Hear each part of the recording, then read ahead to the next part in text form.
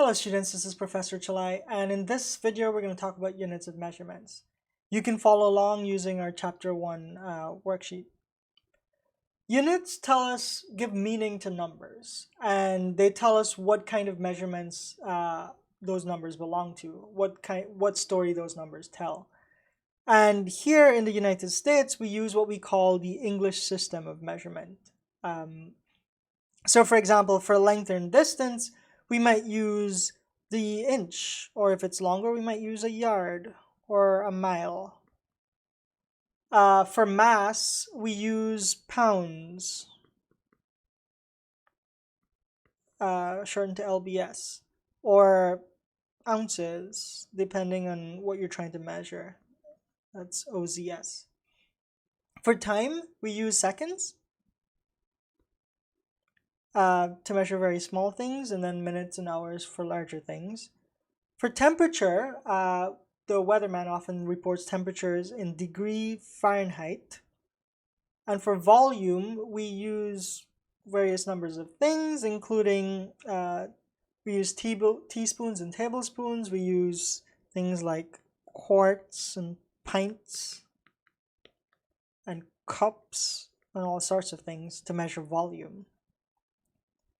However, most of the rest of the world, with the exception of Myanmar, I think, everyone else in the world uses what we call the metric system.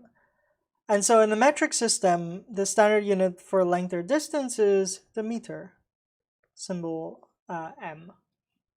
For mass, the standard unit of measurement is the gram, or G.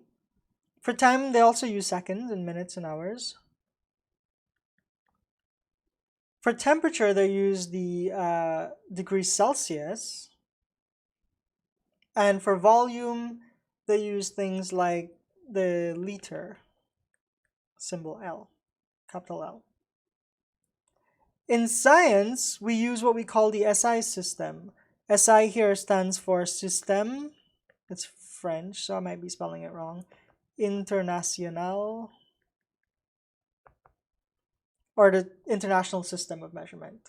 So I guess SI system is kind of redundant. So in an SI system, we also use, it's based largely on the metric system. So for length and distances, we also use the meter. And as a scientist, the SI system, or SI is what we need to use. For mass, we use the kilogram, strangely, as the standard unit for mass, not the gram. Though in chemistry, we're going to use the gram more often for smaller things. We also use the second. For time. For temperature, we use Kelvin, not degree Fahrenheit or degree Celsius, Kelvin. Note that we don't use the degree symbol for Kelvin, it's just capital K, whereas Fahrenheit and Celsius has a little degree symbol. And for volume, we also use the liter.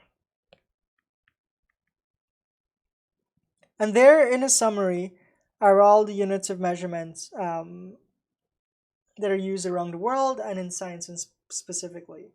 Now, because we live here in the United States, we need to figure out how to convert all of these English system units into appropriate metric and SI units.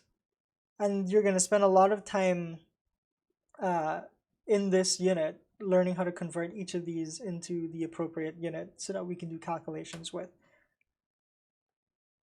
The other thing I want to point out is one of the things that makes the metric systems so fantastic is it's easier to scale up or to scale down those units without trying to convert, for example, trying to figure out how many inches are in a feet or how many feet in a yard, how many yards in a mile. I'm sure some of you have those things memorized, but I don't.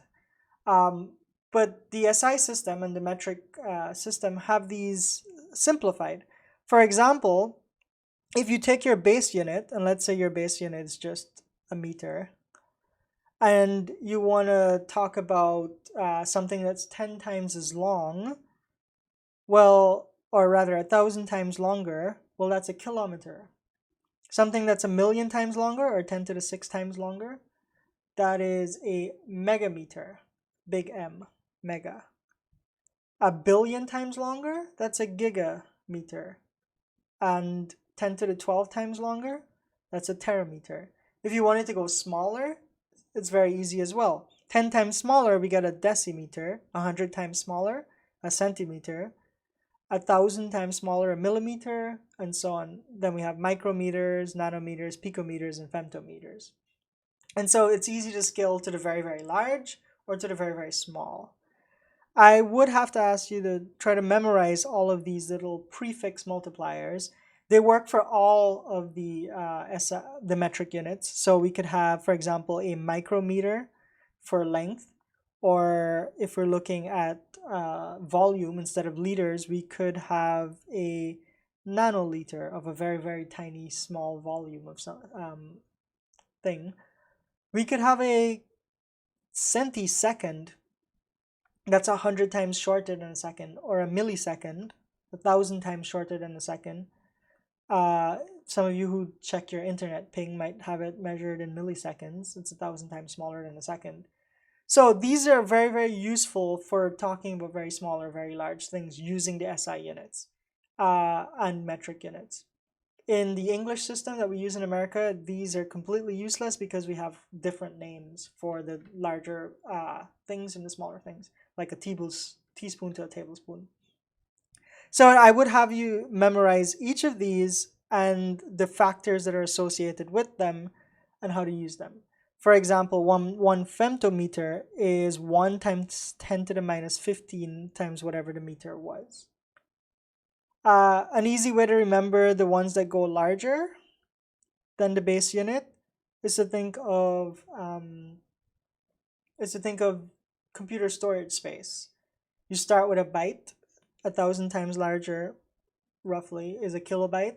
1,000,000 times larger is a megabyte. 1,000,000,000 times larger is a gigabyte, and then even larger than that is a terabyte. And so learn these prefix multipliers, and I will see you in the next video where we talk about dimensional analysis, and then even beyond when we talk about converting between units.